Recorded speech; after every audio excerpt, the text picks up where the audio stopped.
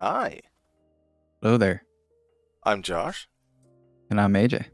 and this is Conversation Quest. Today's topic is going to be a little bit heavier than our other ones, just because there's an elephant in the room we need to address. A couple of them. First of all, it's been a couple weeks. I do apologize. hmm AJ, as he's mentioned, has a medical issue, and that came up the first week. And the second week, my encoding PC had an issue with the graphics card dying, and I needed a new power supply to use my backup card. So you'll notice that everything's encoding a little bit smoother, a little bit nicer. Quality has gone up. Um, so that's lovely. Yeah, we took a problem and we turned it into a better podcast. How about that? Yeah. Now streaming in 1080p 60, not a problem.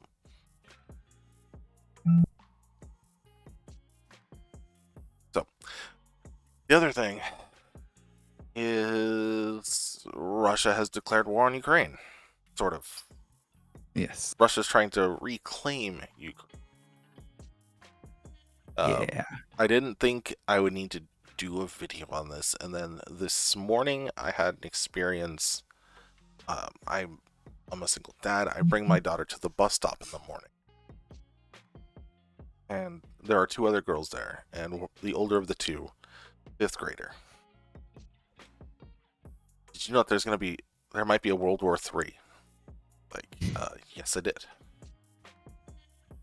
She's like, yeah, Russia's going after this Yurk. I was like, Ukraine, yes. Yeah. It's like, and if the United States gets involved, it might come after us. I was like, uh, maybe, but like, I doubt it. Yeah. Like, don't worry about it. Just have a good day at school. There's Yeah. nothing you can really worry about right now. And that's coming on the heels of the night before having to explain to my friend Rose, who is 19, the implications of this, because she was like, well, how does this affect us? And I'm like, it's going to affect a lot of things in the near future, especially if it Yeah. drags on. Certainly can. Certainly can. And is already, and depending on which frame of reference you're using. Yeah.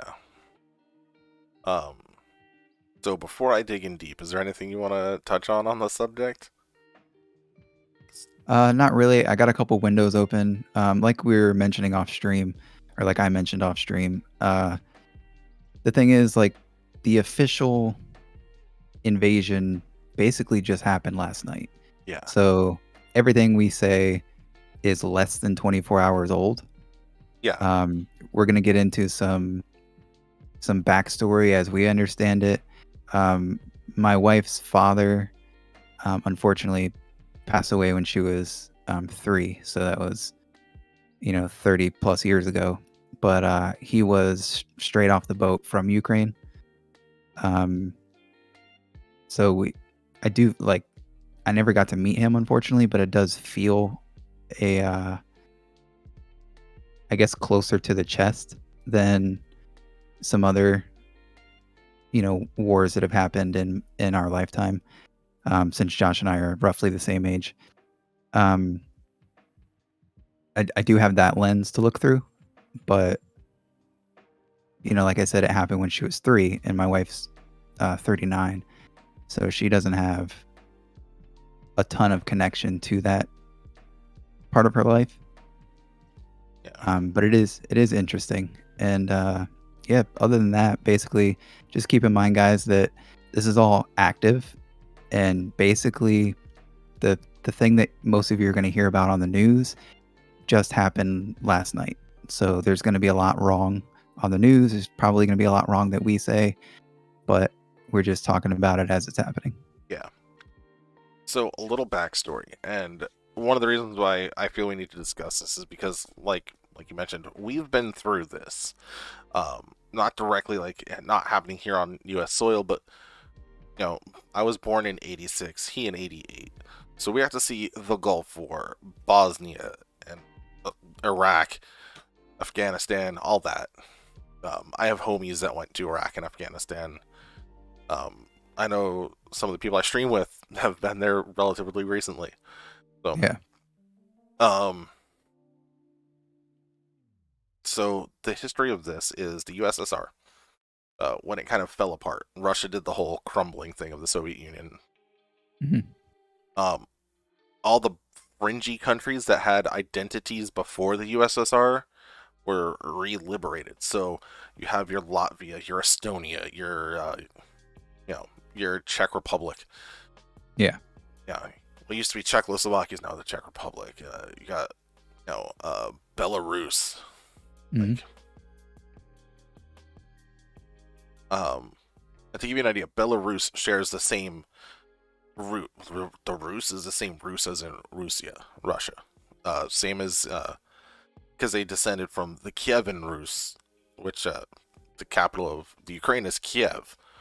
So there's some justification because Vladimir Putin says that Ukrainian people are Russian people, and Ukraine's like, no, we're not. We're Ukrainian.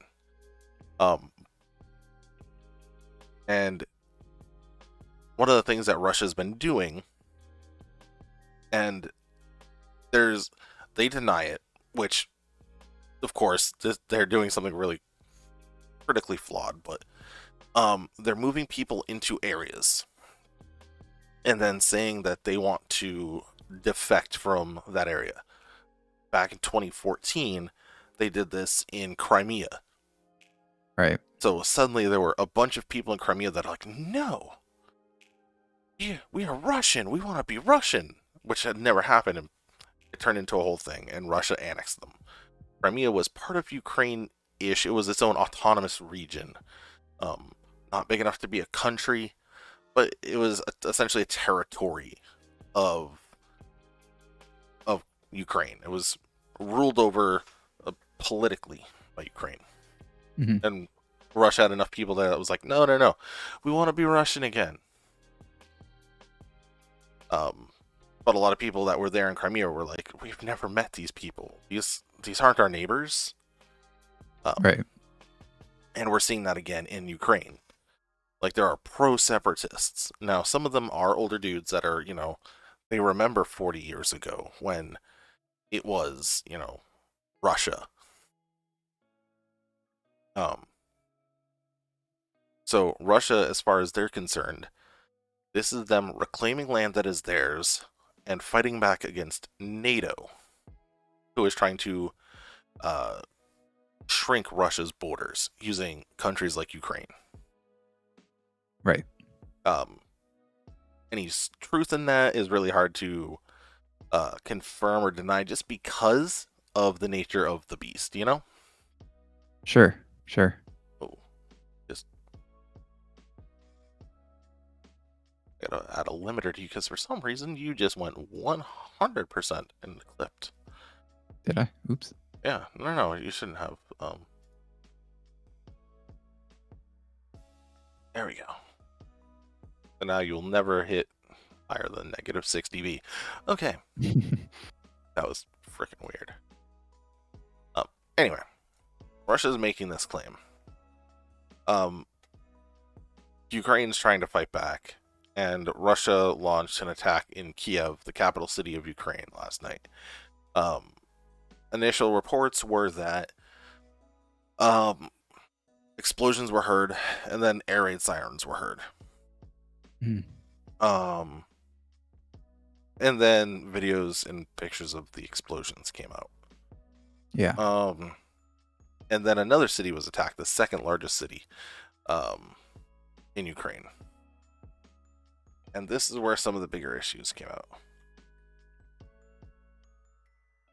Because, now, to give you an idea of where Ukraine's located, Ukraine is outside of Poland. So it's not like Asian Russia, it's European Russian.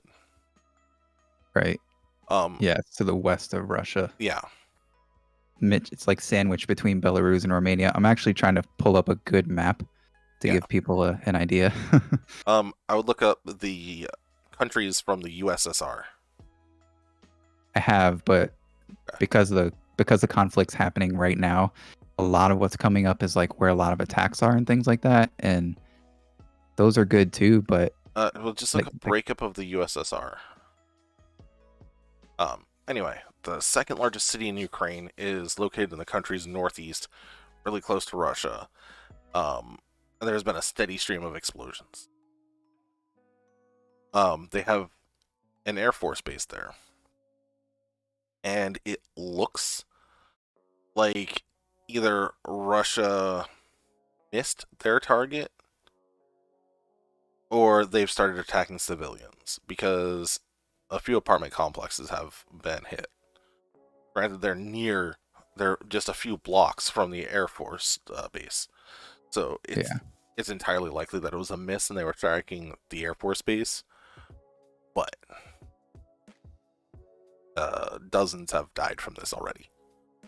It's yeah. I been heard hours. reports last night. I heard reports last night um of hundreds already, but that was last night, and again, it's live, so these numbers could be wildly off in either direction. Yeah. Oh well, this is just that one instance where there were dozens. Right. Was that at the airport? You said? It's an Air Force base in Kharkiv. Okay. So here's There we go. here's a map, so you can see. And this is from 1949 to 1989. Again, the USSR. So this is the area of the world that we're talking about, and then this map here shows all these stars are where attacks are reported to be happening. Yeah. Now, So if you could hover your on that one, if you could hover your mouse and kind of just circle at the border, there's essentially a triangle. Mhm. And this triangle, if you go from that northernmost star, you'll see like there's two countries to the north that connect. Mhm. So that is Russia and Belarus. right. Belarus they're not necessarily working with Russia, but they're afraid of Russia. And tanks have rolled through Belarus, which is how they've made it so far to the west in Ukraine. Hmm. And she said that she's, the prime minister rather, said that she's looking out for the best interest of the people of her country. Which I believe. I believe Russia fully threatened them. Yeah, I would not be surprised. So that little Even triangle there is definitely responsible for a lot of it. even last night, there were videos of tanks of Russian Air Force that I saw. There are reports of paratroopers. Yeah. I did not see any of that. I did see missiles flying through the air, both before they exploded and as they were exploding. I don't really know how much of that you want to show. I really don't mind either way, as long as it's not graphic violence of an individual. Yeah, I don't. Because there is one image of it, and I think that one's TOS fine, so that's okay. Okay. I did hear. I haven't looked at any of the videos that show any deaths or anything like that. I did hear there were several that you could see. There's one particular image of a woman who is fairly wounded. While you were doing your stream last night, stroke early this morning, what I was watching was are you familiar with the YouTube channel Meet Kevin? Vaguely. Basically, he's a pretty large like financial channel talks about investing and trading and stuff like that. And he went live at, I think, like midnight or something, Eastern time, and he was switching back and forth through like Fox News coverage and CNN coverage, and then a bunch of Twitter videos. And anybody that wants to see any of that coverage from last night, I guess you can go over to his Twitter page, which is Real Meet Kevin, at Real Meet Kevin, and anything that he liked during that stream, like click the like button on. He did so that you can keep track of it. Okay. And in there is videos and whatnot from Ukraine. So that's where I was sourcing at the time. Now, I had some people ask, what is the implication and who started this, that, the other? As I mentioned, Russia has made a statement saying that Ukraine has been theirs. Yeah. And that we, as the U.S., part of NATO, are the aggressor. Despite the fact we're not there. Right. But NATO as a whole, which is weird because Ukraine doesn't even qualify to be part of NATO for another, like, decade. Just because they're such a new country. Relatively, because when they got their freedom, they were freed in, like, 91. Right. So, they've been a country for, 30 years. I think you have to be a country for, like, 40 years to even qualify for NATO. Yeah, I'm not sure about that. And one of the issues is China is backing Russia-ish. We don't know how far they're willing to back them. Since they're both members of the Communist Party, they share a Communist Party, essentially. They have to have a united front against the evils of, Western indulgence. Which I will get into that difference momentarily. But, so China tried siding with them, saying that this is, this is not an invasion. That's just a word that people are throwing out. That has preconceived meaning.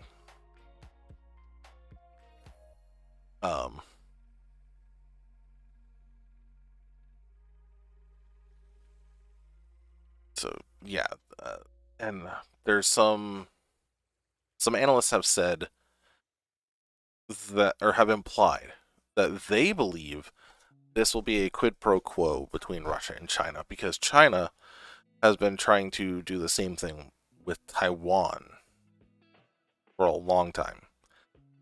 For those that don't know, China has this history of breaking up and getting back together with itself. And the government, during one of those breakups, moved to an island off the coast called Taiwan. And so they're like, we are China. And China's like, no, we are China. And then Taiwan was like, you know what, you're bigger, we'll change our name. So we are Taiwan. And China's like, no, you are China.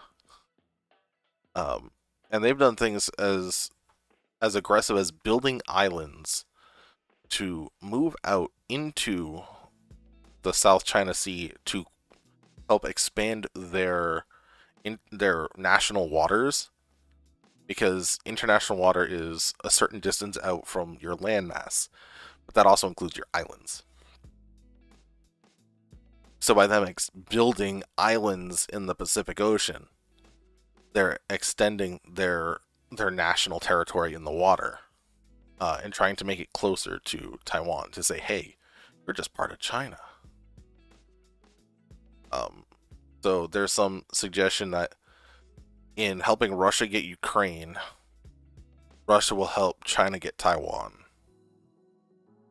And that makes a lot of sense in a lot of ways, because they're both, it's like an identical situation. But Ukraine is fighting back. A lot of people don't realize that Ukraine is one of those countries that hasn't, and this is one of those things where it affects a lot of people in the US, the whole gun control thing. Ukraine didn't have strict gun control.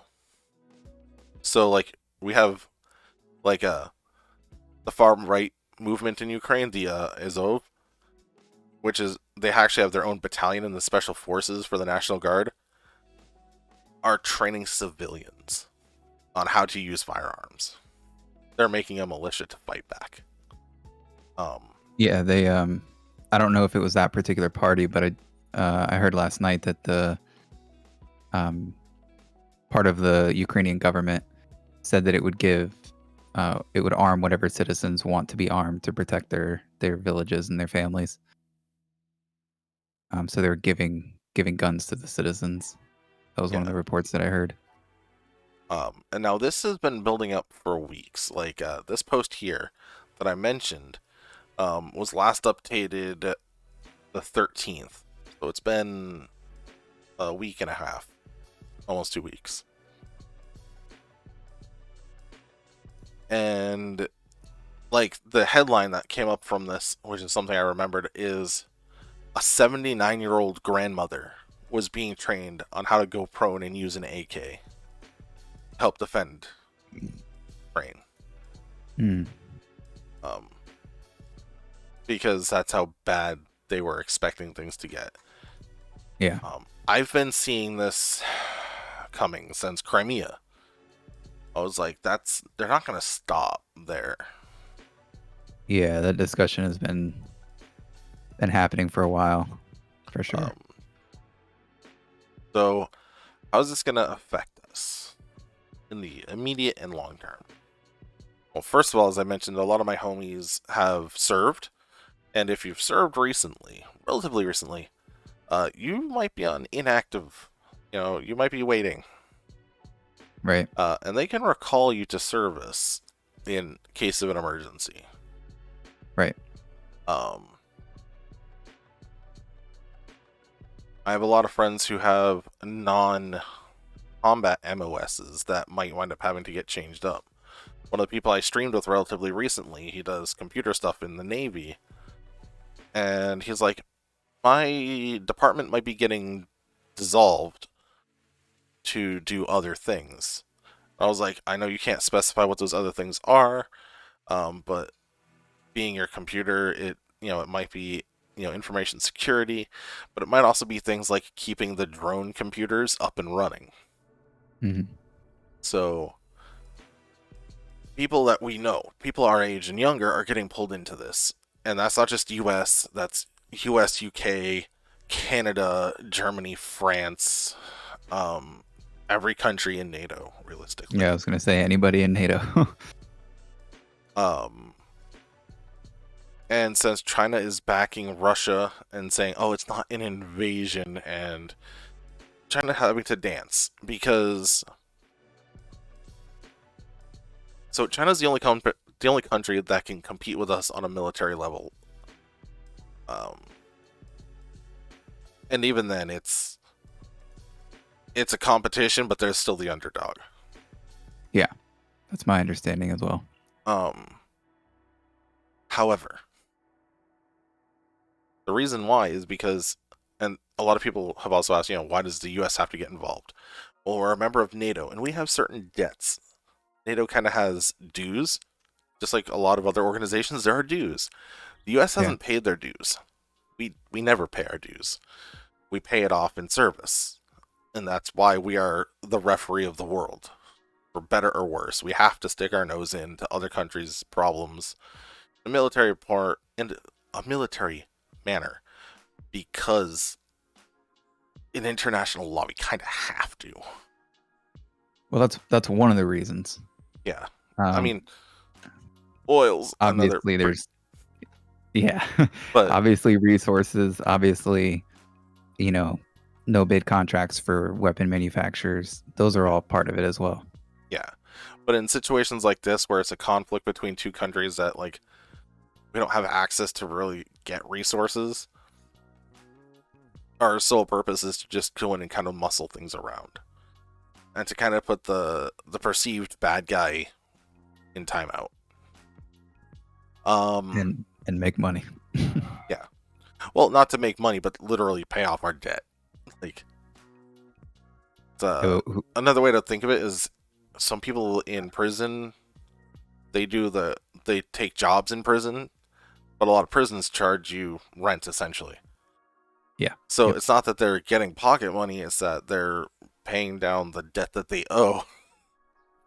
So That's part of it. that's But really what we're what I doing. meant, yeah, what I meant by making money is not necessarily like the American citizen makes money or the government makes money, but the people arming the troops on all sides are making money on the Yeah. weapons that they're providing and things like that. Currently, that would be Sig Sauer and Vortex Optics are the current ones that are going to be making next generation for the U.S.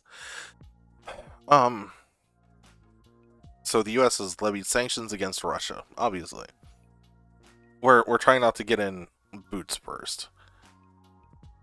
Yeah, We're probably sanctions. going to do the same thing we did in Desert Storm and Shield, where we're going to drop some units there and be like, just kind of stand there, add additional fighting forces. But we're sanctioning them.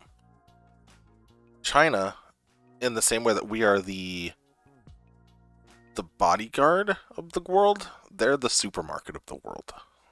They need consumers. Because while they are consumers themselves, we are bigger consumers. And part of our debt globally is to China, and part of how we pay it off is through NATO. So it's a whole weird thing. So if they place sanctions on us, it'll hurt both them and us, but it'll probably hurt us worse. Because think about how many things come from China. Yeah. Think about how bad stuff sucked and how little was available to us when China went into quarantine. Yeah, exactly. And it's gonna how be limited that again. Yeah, and how limited things still are. Uh-huh. Because we import so much stuff. And one of the things that in that Meet Kevin video that he was talking about is he pulled up like a list of things that he could quickly find that that Russia exports. Uh-huh. And then I heard some of those things corroborated on a political channel, Breaking Points today, and they export things like oil, like wheat. Yeah, Russia's biggest export is oil. Yeah, oil, wheat, various different metals and parts for various different planes, all kinds of random stuff that the average American's not going to think of, because our daily life consist of going to Target, going to Walmart, picking something off a shelf and going home.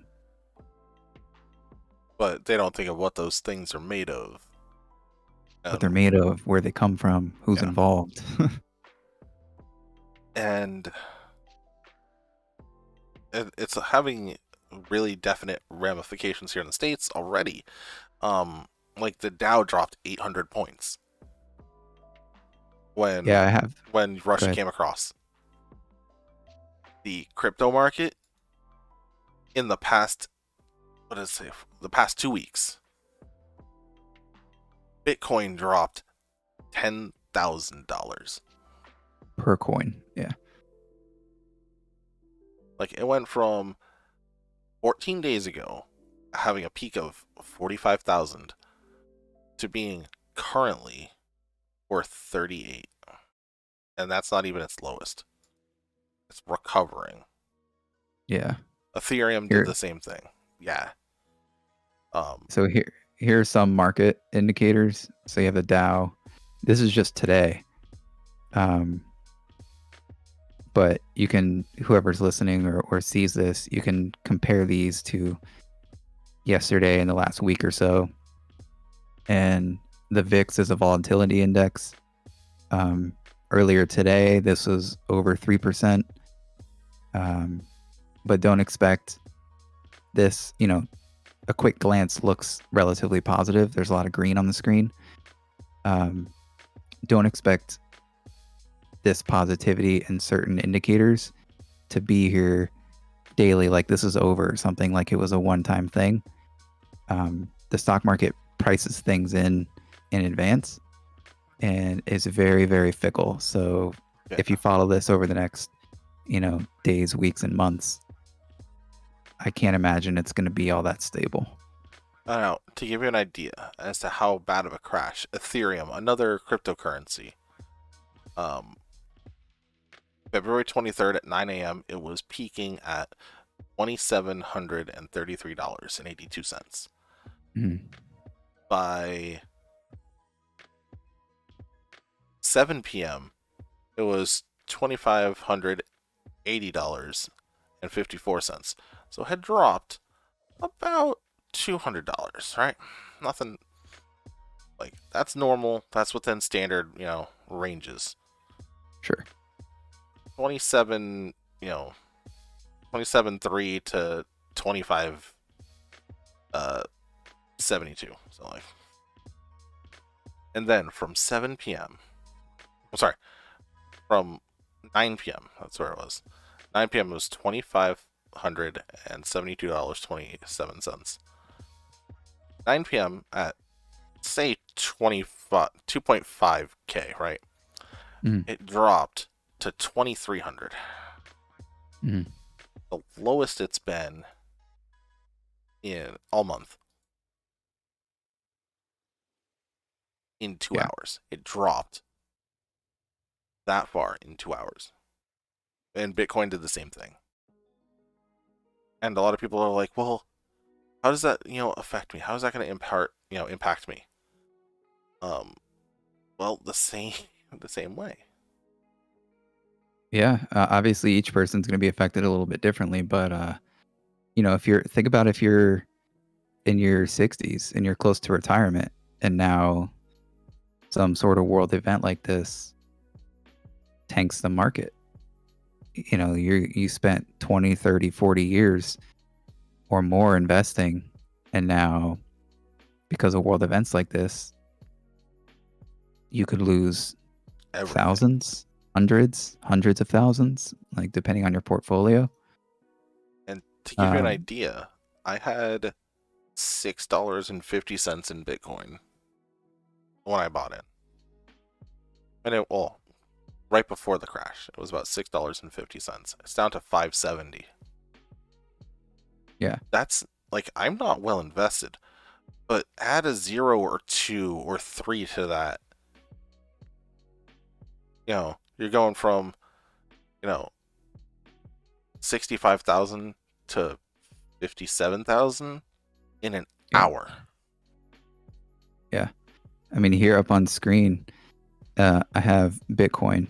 So as of February 16th, it was roughly $44,000 a coin. And then just look, $4,000 in a day per coin. The next day, it's down another couple $100.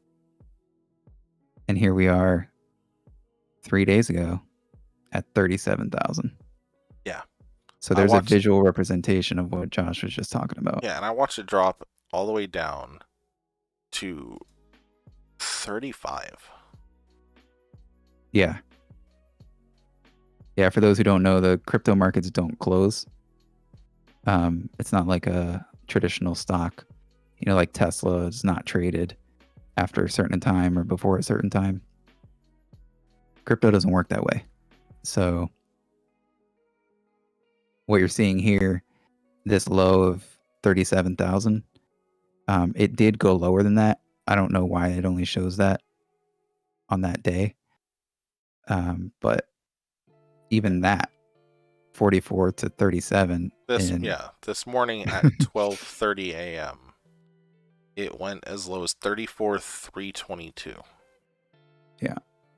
So say you had one Bitcoin, and earlier this week you had 45,000, and now you have lost $11,000. Yep. That is a painful thing. Yeah, for anybody.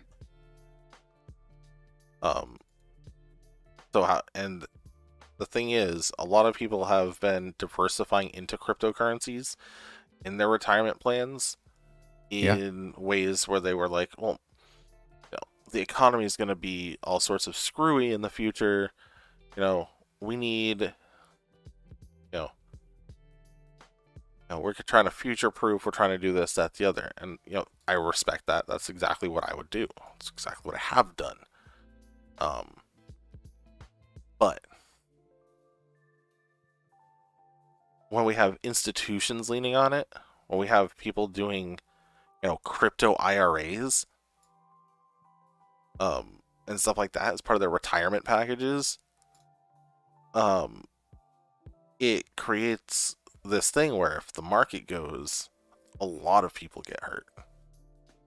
And Sure. while China doesn't really support cryptocurrencies, Russia did.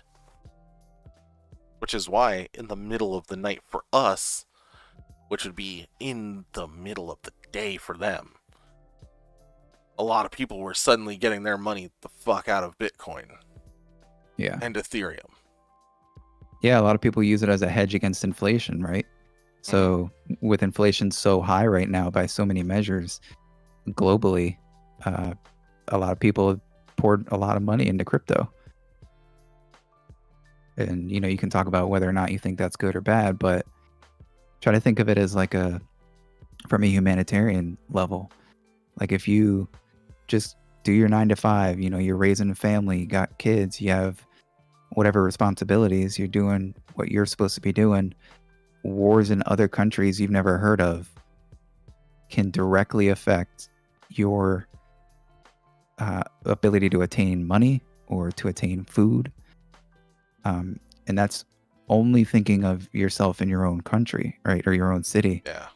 Imagine these people over there seeing missiles fly and hearing air raid sirens for 24 hours.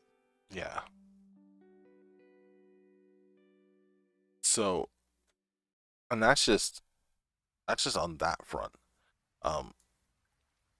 One of the things that we've been slow to recover from, now, in that regard, partially responsible for this, but computer components, like how is it going to Mhm. affect people like us? Parts are already kind of hard to come by, and they're made by China. Guess what? Yeah. If China decides to impose some sanctions on us, those graphics cards that we're finally starting to see come down and maybe be available are not going to be there. Yeah. And if Russia decides to start patrolling its waters, China gets, gets through, obviously because they're buddy, but they're going to decide who gets what. And we're going to be very low priority. Yeah. Yeah. Somebody like China, even if we import a lot of their exports, for example, the governments of China and the US are far from fans of each other. Yeah. So, and I do want to say, all the criticism is purely towards the governments. yeah. I love absolutely. the people of China, the actual people. I Yeah, love the people of Russia and Ukraine. Yep. And a lot of the people in those countries don't want conflict. Like I said, Yeah. most of the separatists that we're seeing in Ukraine aren't Ukrainian. They're Russian people who moved to Ukraine to do this. And Yeah, that's go ahead. it's not the people. Think of those like think of them like spies, for lack of a better term. That's really what they're doing. So it's gonna be a wild few months to a wild few years. Yeah. And I started this off by saying my wife's family is from Ukraine. I used to work for the largest healthcare system in the area I used to live, and we had people from China, from Taiwan, from Korea, from Bulgaria, from Belarus, from like any country or city as small as you can think of. We had people from there, and plenty of them became very good friends of mine. And plenty of them will tell you they left because of their governments, right? Yeah. And there's plenty of people in America who are not fans of the government, And whether have it's left.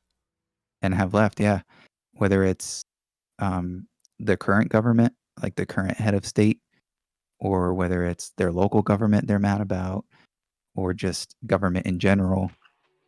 And it is important to separate, the government from the citizens or from the people. Yeah. And that's one of those things, like there are amazing people everywhere, and people are, when you really get down to it, people are people. Yeah. We might have some political differences or some religious differences, but people still like the same things. People still like a good meal and having jokes and just having a good time. And real Russians don't want this. Real Russians just want to go about their lives. It's like most Americans just want to live their life.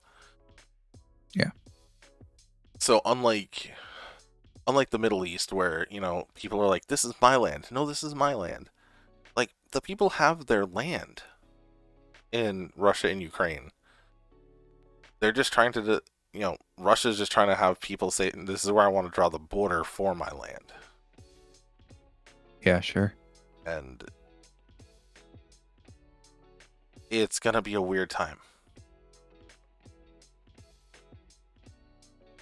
So here's a chart of GPU prices. Get ready for You can that see to go they're straight up. Yeah, they were trending down, right? All of a lot of the tech outlets were slowly starting to speak positively about a sigh of relief, and we're starting to see prices go down. Well, this is just another way where a conflict like this could hit home, and you could not know anybody in Russia or Ukraine, not care about Russians or Ukrainians. If all you care about is building that PC this year, You're well, about to have a bad time. you may have a bad time. Yeah. Another thing to mention too is you'll hear in the news Kiev, you'll hear Kiev, you'll hear Kiev. The same place. Yeah, it's the same geographical location. My understanding is Kiev is essentially the Russian pronunciation of the capital of Ukraine. Closer to an American way to say it would be Kiev, if you're trying to say it in the Ukrainian language. But yeah, it's all the same location. And this is something that those two countries have been fighting for as well. Even something as simple as daily language Yeah, can become political. Yep, absolutely. So it's gonna be bonkers in a way that not a lot of young people are familiar with. I think a lot of older people are just getting sick of. We should be. Should be past this. Yeah, there are also reports of some members in the Ukrainian government being like far right neo Nazis. I don't know what to make of that. I have heard it from various news outlets that I respect and trust. And it's not like this claim just started last night. But do keep in mind, Nazi is a incredibly overused term that a lot of people throw at people they don't like or disagree with. So there's going to be a lot of that too. It's going to be used colloquially, and I wouldn't doubt if there are people in various governments, ours included, who are legitimate Nazis. But try to take a breath and think about that when you're speaking on this subject or any other political subject. Yes, there are legitimate Nazis in the world, but somebody you disagree with is not inherently a Nazi because you disagree with them. And it takes power away from the word, right? If everybody's a Nazi, then nobody's a Nazi. Yeah.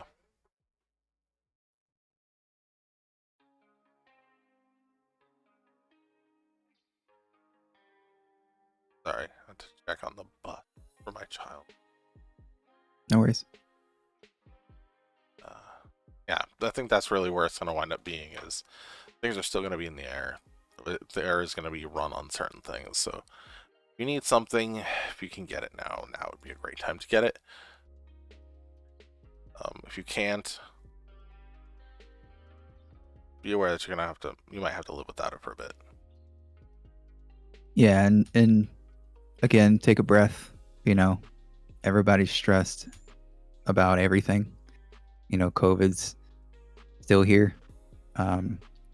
Depending on which city or state or country you live in, your life is already wildly different than some others, just based on COVID policy alone.